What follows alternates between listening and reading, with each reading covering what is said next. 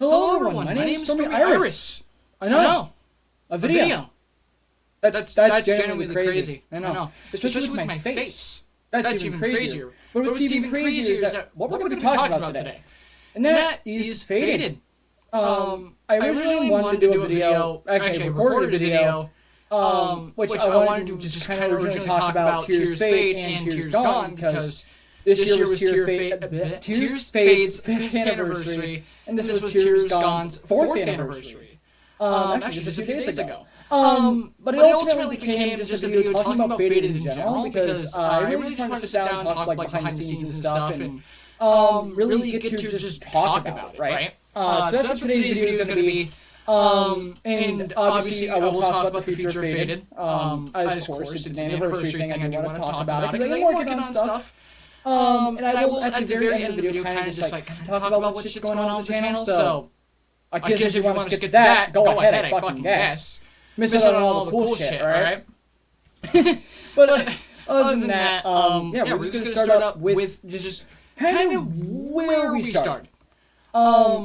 Music on this channel is not really that much of a stranger. I mean, I was doing covers and stuff like way back when. I think what stuff did I do? I'm not gonna think about it. But essentially, like, if I pull it up here, oh, you're gonna have to look at all these memories? God damn it. Oh no. Oh no.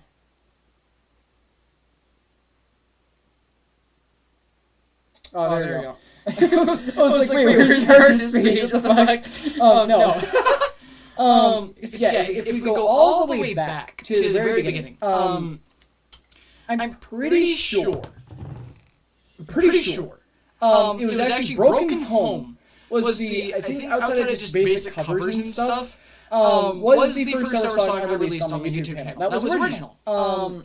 And that song ultimately would play a much bigger role into kind of how things would be going in the future. Especially when eventually Faded would become a name, and how the original story itself would kind of shape itself. It would all go back to Broken Home. But when it came to actually putting music to like stores and stuff, a technicality, was that April 27th and May 4th. Alright, so technically When I Cry was the first one. I don't remember when I wrote this. I want to say that was the first one I actually did that I uploaded. But I don't remember, it was so long ago. Because it's When I Cried, it's like the weird one, right? For me at least, when I can remember. I don't remember the inspiration behind it. I just kind of did. I just kind of did When I Cry. But it was actually, I like to say that it really started, I really started to put, some level of thought into the song itself, Tears Fade. Tears Fade had one major inspiration. And that was River by Eminem featuring Ed Sheeran. It's one of my favorite songs. That song itself played a huge factor into the inspiration behind what Tears Fade would be. Now, originally, because I wrote a lot of music, because I used to have Wattpad. That's where I would upload all my music to. But eventually, I would actually start to do it like how I do it on the channel now. Tears Fade was originally written as a kind of like half nerdcore, half original, right? Oh god. It was... I laugh about it now because it's cringe as fuck, but like, where the song would become, I think does it a lot better.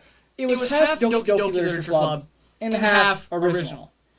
The Doki Doki Literature stuff, I don't fucking remember. I'm not gonna go look for it. I really don't want to. But the original half was about, ideally was losing somebody, and the rage that comes with that, and the fact that nobody understands what pain that is, and they just assume that everything's okay, or you have the real assholes who peg it on to really push out and bring the beast out, and then you have all this mix of emotions, and then you get what Tears Fade is. That's essentially what the song is. And of course I would go back through, but I would actually begin releasing music on the stores, because I used Route Noah at this time. And I would write the full original version, right? I kept whatever I did with the song I had already written, removed the Doki Doki, wrote something new in its place. And that would be released to stores. Now, Tears Fade, when I Cry, subsequently, would be released alongside the rest of the Tears Fade album. Now, the original album had... Okay, so how am I going to explain this, right? A lot of stuff had happened at the time, right? Within 2019, like fucking spring 2019, is where I'm going to put this. And Tears Fade was a very big byproduct of that. It's all this negative emotions, all this trauma that I had gone through with my family, and I put it into this album. Now, of course, I didn't want to admit that it was personal, right? These were all my genuine thoughts. And so when I wanted to talk about it, like, hey, I wrote this cool album and stuff, I masked it behind a story. I didn't even put thought into the story. I was just like, it's just this person doing these therapy sessions, and yeah, cool. And I wish that I had just stuck to my guns. One thing, especially at least with the album's part of the whole Fade, like retrospective and anniversary stuff, I do want to talk about what I would change. The biggest thing I would change, of course, is to be a lot more open about it, right? And obviously wanting to keep it so tied to the story it really held it back, in my opinion. And so forth did also the production of the album itself, because again, it was very, very rapid. I had pretty much had this whole album done in a day. That's not a joke, by the way.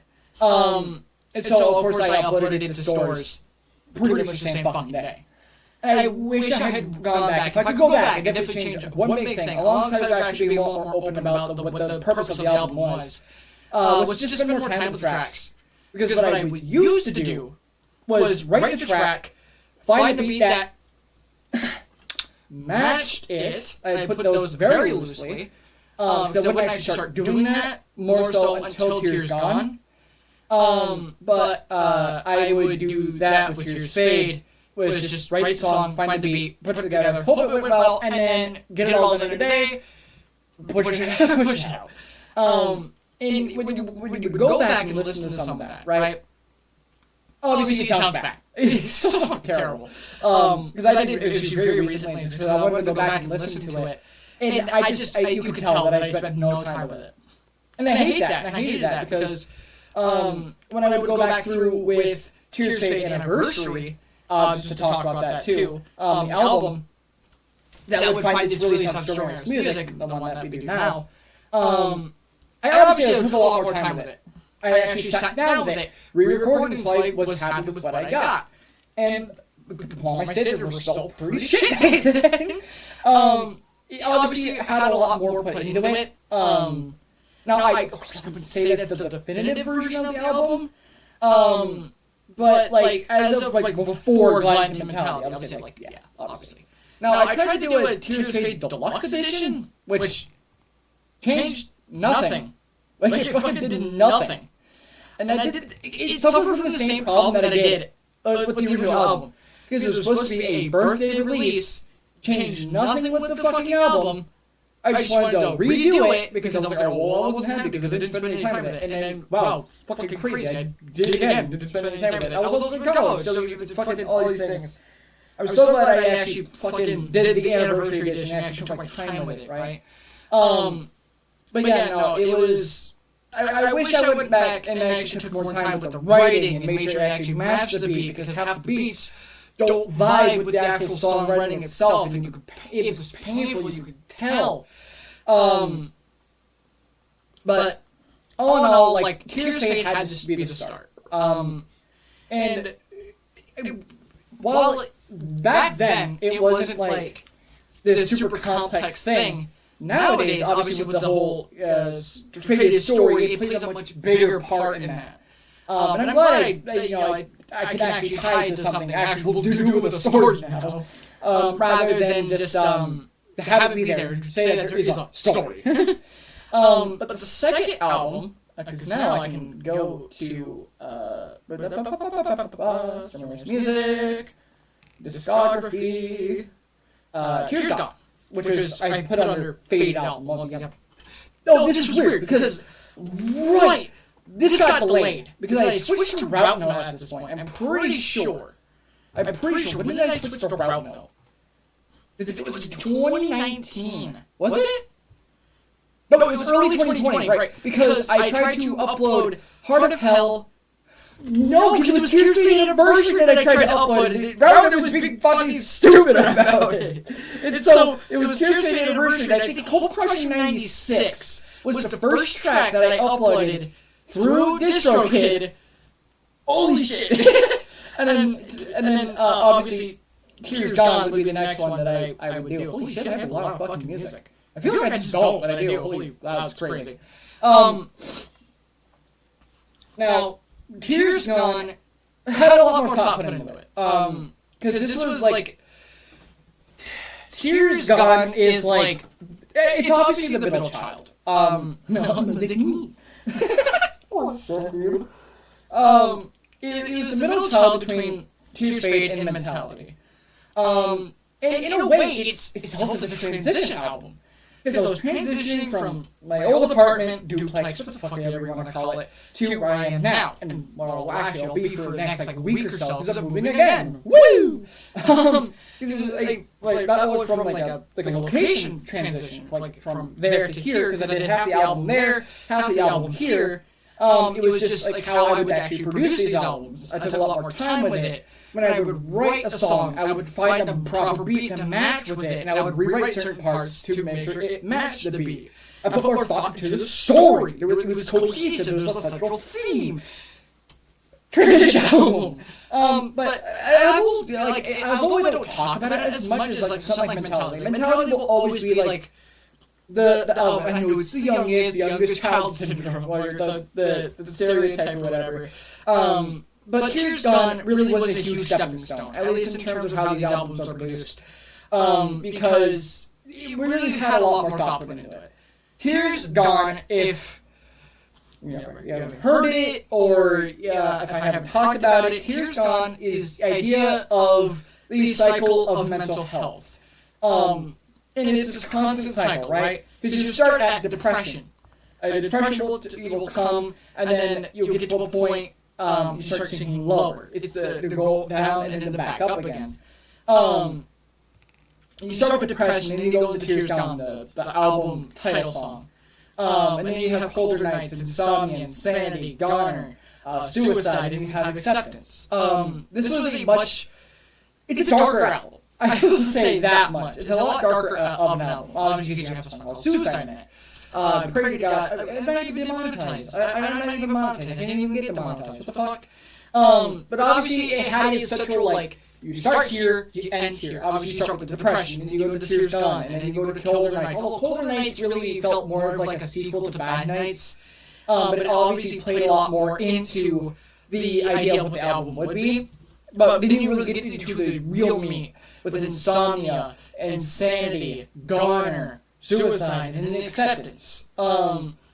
Insomnia being about the fact that all these dark thoughts keeping you up at night. Not only that, the idea of being born with this cursed seed, that you were fated, you feel like, fated to endure this cycle, right? That keeps you up at night. You would think about that. And then that, because you stay up for so long, insomnia, and then it leads to insanity. And then insanity, you lash out at people. And then because you lash out, then everyone leaves you behind, and then you feel like a goner.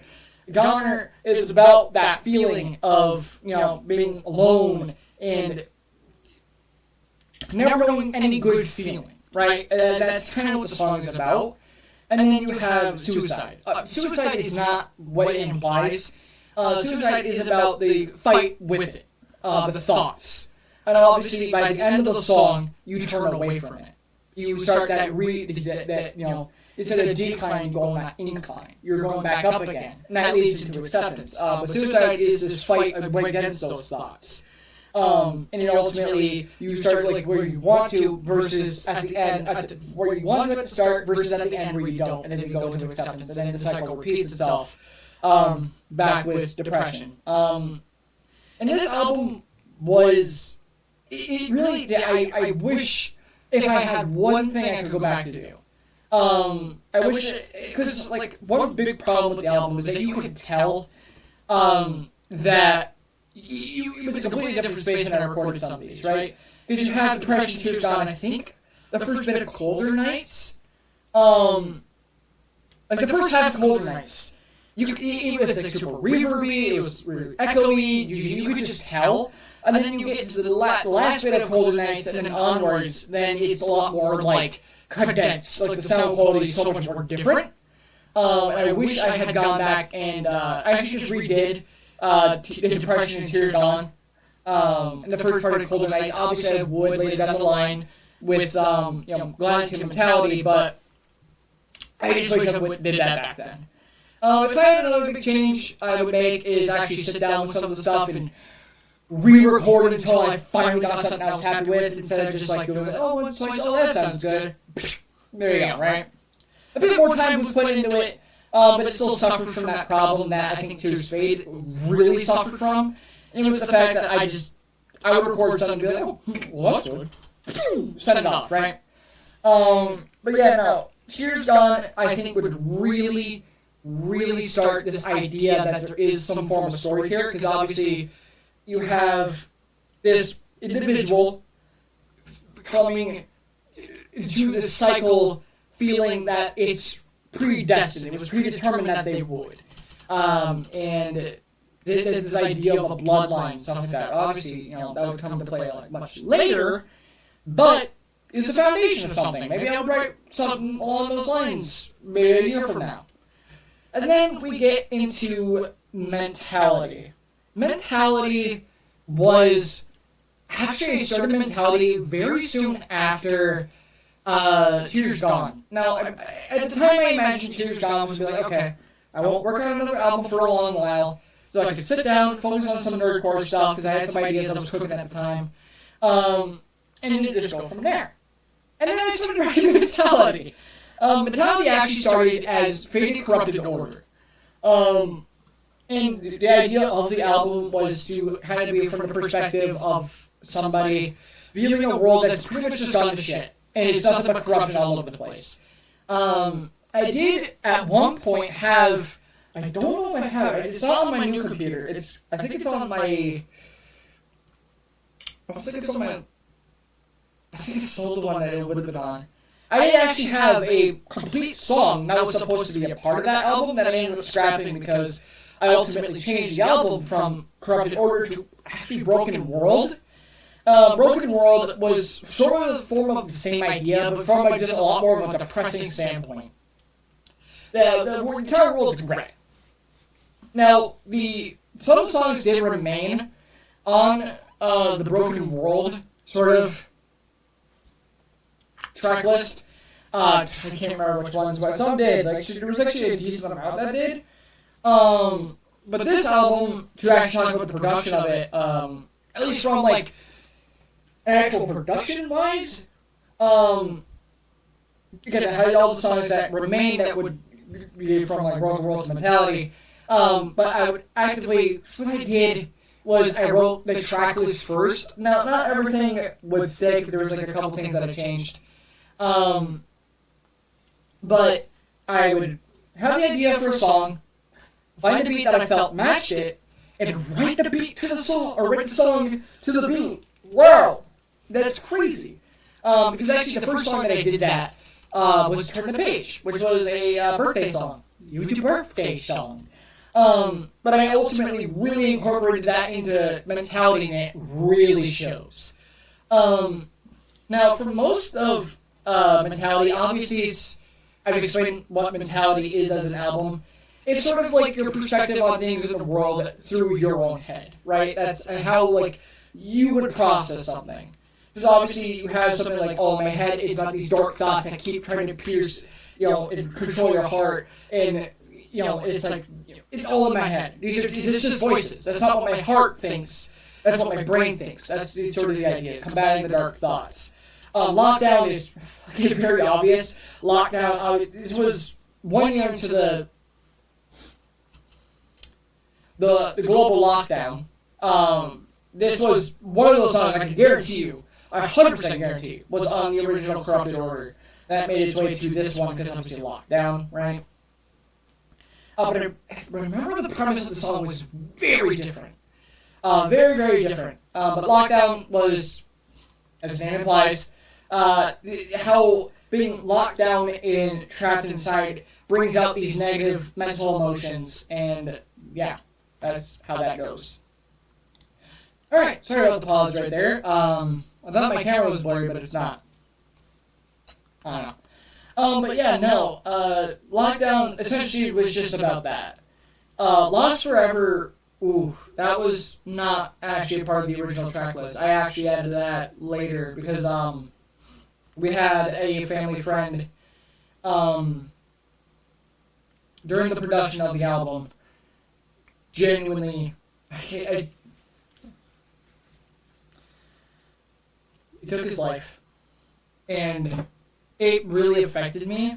Of course, especially coming off the back of Tears Gone, because it was during that period, it really hit hard. Very close family friend, one of the most coolest people I knew, and fuck.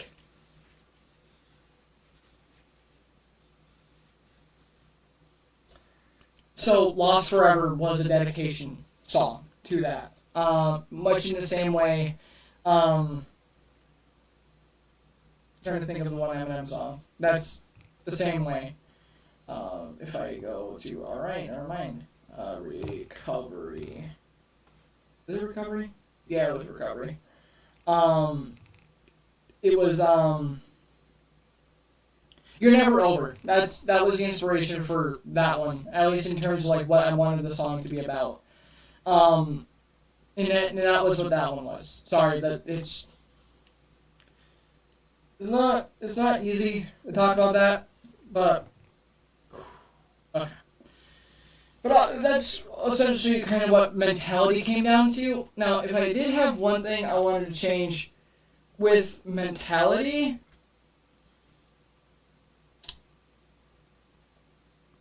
maybe a bit better mixing, and maybe spent a little bit more time on some tracks to really, like, bring it out a lot better than I did.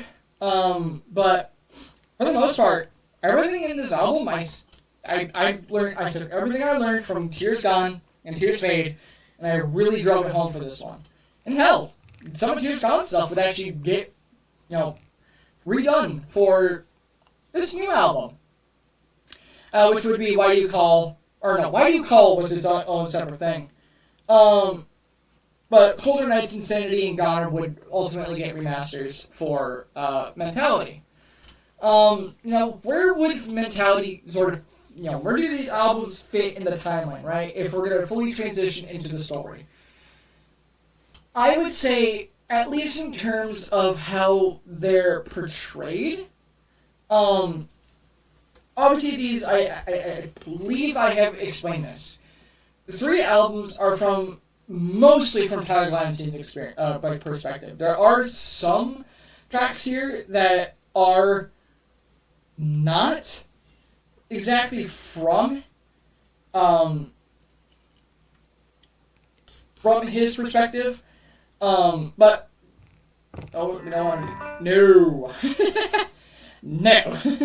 I actually ended up clicking on one. But for most of the tracks, they are from Tyler Valentine's perspective. There's a couple from Samuel's, I can't think of it on the top of my head.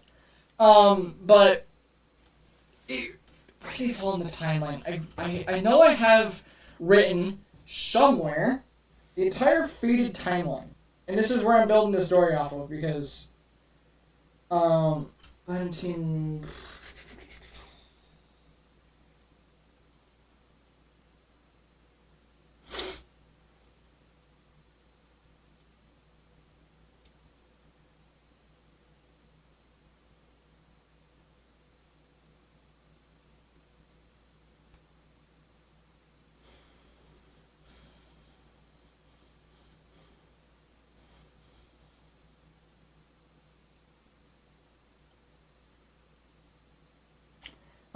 well, that's kind of funny. I could have swore that I had them.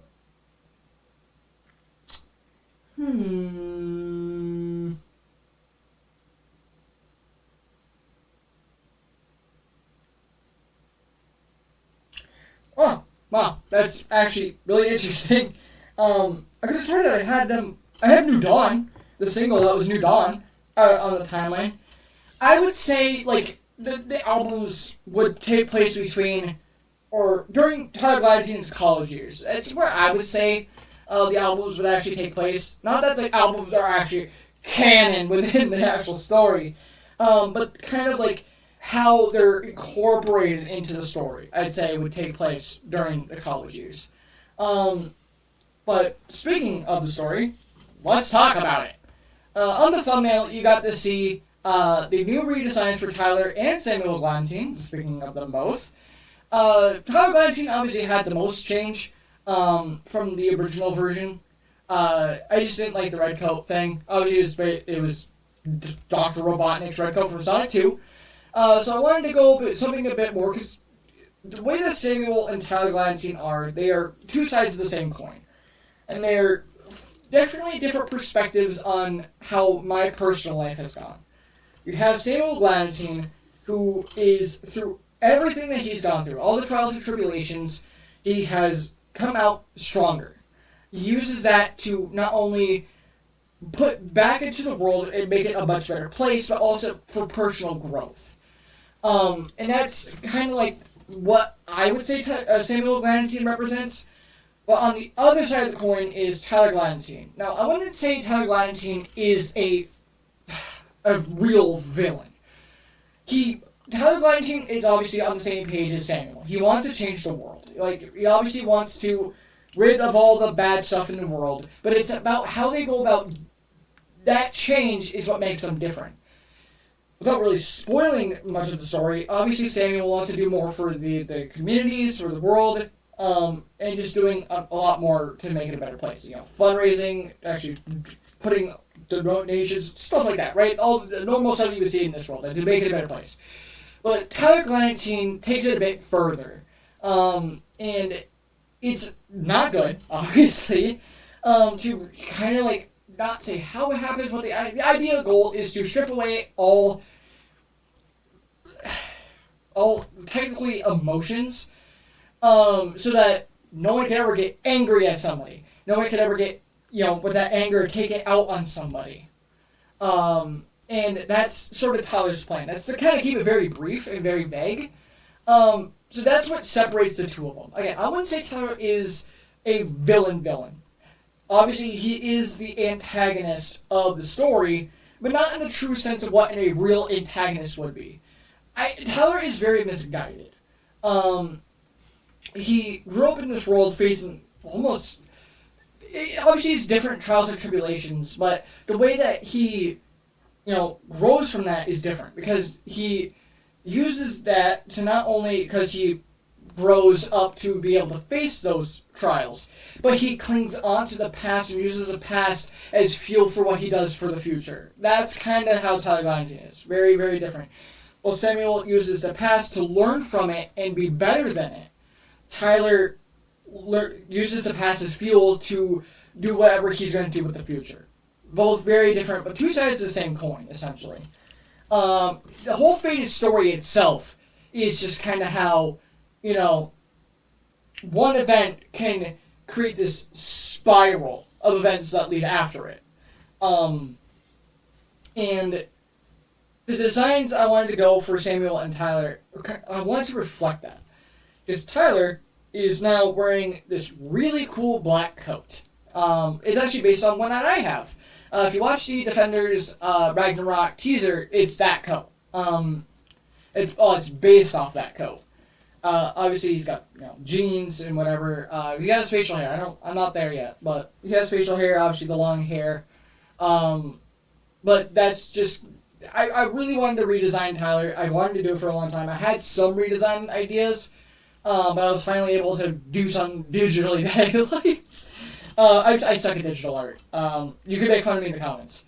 But Samuel really doesn't change that much. Because originally, his design is obviously based off of Terraria's Vortex armor, because it's my favorite armor in the game, and I wanted to have, my technical protagonist wear that armor. But it has changed a bit. At least, like, the armor design, obviously the armor design has changed. It's still got that Vortex armor, like, feel and style, but mixed with an Iron Man sort of armor perspective sort of thing. Mixed with the foundation from Fortnite, at least with the headpiece. Actually, it is a bit different now because it's still that, but mixed with more of like a knight sort of like face mask thing. A lot of different inspirations go into it. You look at like stuff like Dagonet, which used to be Demetrix. Faded is based off Iris. Let's pull out the elephant in the room. Obviously, it's based off Iris. But I've tried to move away from that to make it its own original thing. But Dagonet and Lancelot are based off the Knights of the Round Table. I didn't know Dagonet was a thing until, if you saw the Faded Resurgence transmission, where Dagonet was like, oh, look at all these brand new things coming under the new leadership of Tyler Valentine. It's obviously meant to look like an advertisement. It's obviously fake. It's just to kind of give the idea that, hey, look, some new cool stuff is going to happen, some cool changes, alright? Let's not be super hasty and judge the fact that there's a whole random new leader all of a sudden, right? That's obviously the idea. But no, when I was actually writing that, I wanted to change the name of Dagonet to what it is now, from Demetrix, because I wanted to change it. And I was, like, looking up the Knights of the Round Table, I was like, okay, so what, because I wanted to keep the theme of, obviously, like, obviously there's this hierarchy, right? You could say, like, Faded is more of, like, a medieval sort of, like, sci-fi sort of thing. Like, something like Elden Ring. And that sort of thing. Especially with Samuel's new design. And you'll get to learn how Samuel gets his armor in the story. But that was kind of the idea. So I was looking at it, I was like, well, that's a cool name. I already used Lancelot. Obviously, it's Samuel's AI. I was like, oh, Dagonet. That kind of sounds cool, and I ran with it. And I put it into the story. I was like, oh, I really like it now. So, yeah,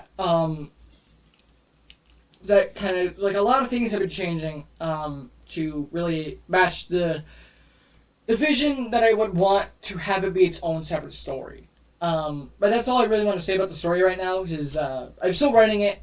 When you write stories as complex as the one that Faded is going to be, it really does matter that everything kind of links together in some way. Like, events link up with something that happens in the future, or, this current present event happening has had something referenced in the past, or maybe it's something that will happen in the future that ties back to it. It's essentially crossing your T's and dotting your I's, but in terms of writing in the story. And that's why it's taken so long, because I'll write something like, oh, this is really cool, and then I'll be like, oh, well, I gotta go back and make sure this matches, and it doesn't, so I have to rewrite that, and then I have to rewrite the whole dedicated section. Time is certainly a beautiful thing. But overall, I am very happy with the story is. I don't know exactly, because I'm kind of proofreading it, and then I will kind of pass it off to somebody else, have them read it, and make sure it's good, and then when I get that back, and then I'll start the production on it, and then we'll go from there. So I have no idea when it's going to be out. It'll be out when it's essentially ready. Why do I have a YouTube notification? What the fuck? Oh. New Deadpool and Wolverine trailer. Anyway. Jesus Christ. But overall, though, happy anniversary happy 5th anniversary to Tears Fade, happy 4th anniversary to Tears Gone, and happy 3rd anniversary to Mentality. Holy shit. And I guess if you had to say it, happy 1-year anniversary to Gone to Mentality. Yeah, overall, though, Faded has come a long way. And with stuff, obviously, there's going to be smaller transmissions that'll come out, lore videos, stuff for Faded, within the next few months, because I do want to actually have some Faded stuff out. But, like, once the main story itself wraps up, I don't know what else I plan to do with Faded, at least with the current story that is there. I might branch off and make something that follows it, but I don't know. Time will tell. But if you stayed this long, or you skipped to this part, I know where you no. So let me talk about, like, what is going on with the channel. Like, this is going to be, like, the last real dedicated part of the video. This year has been quite a fucking roller coaster. Let me just make that very, very clear. I don't... Without really going too much into personal life shit, it has certainly been an experience. And unfortunately, the whole having YouTube videos on top of everything was not working very well. Because I put myself into this mindset, right, that I have to constantly be recording all the time, get videos out, and it shows. It obviously showed. And I just grew, at one point, very unhappy with everything. And so I privated everything. Like, a lot of my old videos you can't go back and watch because they're private. Not that you'd get much substance out of them anyway, because they were garbage. But a lot of the, you know, I have unprivated a lot of videos, mostly just some of the Let's Play, a lot of Let's Play stuff. I've done some of my more recent music, I think at least up to 2020. Obviously all Defenders, including Season 1, 2, 3, the movie, Defenders Season 4 and 5, and most recently, Defenders of the Police Story Chapter 1, the redo version, since it's going to be told in a new perspective. I do actually have to go back and at least unprivate the album stuff. So that you can listen to it. And make fun of me after listening to it. So, going forward, I think I'm still gonna, I'm definitely still gonna be following the way that I had originally. I would release stuff when I'm ready to, or when I feel like it. More so when I complete a full playthrough of a video game. That'll be when I upload stuff. I'm gonna go back to Paper Mario TT. I'm gonna probably do Luigi's Mansion 2 afterwards. I'm probably gonna restart Tears of the Kingdom. Probably before I, upload that. Hell, I might even do Breath of the Wild Master Mode. It all really just comes down to how I'm feeling. Because, truth be told, I have a lot of games that I want to record videos for, and I really have no idea where I want to start. So, time is a blessing, again. In terms of, like, music and stuff, again, kind of the same boat. I release something if I feel like I want to release something, but I don't really bank on it. Defenders Ragnarok is still in production. Most likely won't be out until next year, because I do kind of have a scheduled idea of how I want to do stuff with Defenders. Because if you haven't checked out the Chapter 1, the reality horror, if you look at the description, The Road to Ragnarok. But no, I have a pretty solid idea of how I want to release these chapters. So, yeah. That's kind of that. If anything changes, I'll post an update, but as of right now, that's kind of just where I feel about things. And, yeah. Cool. This is probably going to be the last video you see in this setup, because, once I go to bed and wake up today, I gotta pack. Thought we can do more packing than I've already done, but next time we'll probably see the space, so we'll probably be in a new place. Hell yeah, brother. Yeah, on that note, thank you guys so much for watching. Thank you for keeping Faded going. It is my personal passion project at this point. I'm going to alongside Defenders too, but if I put in the most thought into something right now, it is Faded. So thank you for tuning in to anything Faded releasing. I really do appreciate it. If you stuck around the channel this long, especially with my flip-floppy mentality with this goddamn channel, thank you. I appreciate you. And have yourselves a fantastic day. And I will see you guys whenever the next video comes out. Peace out.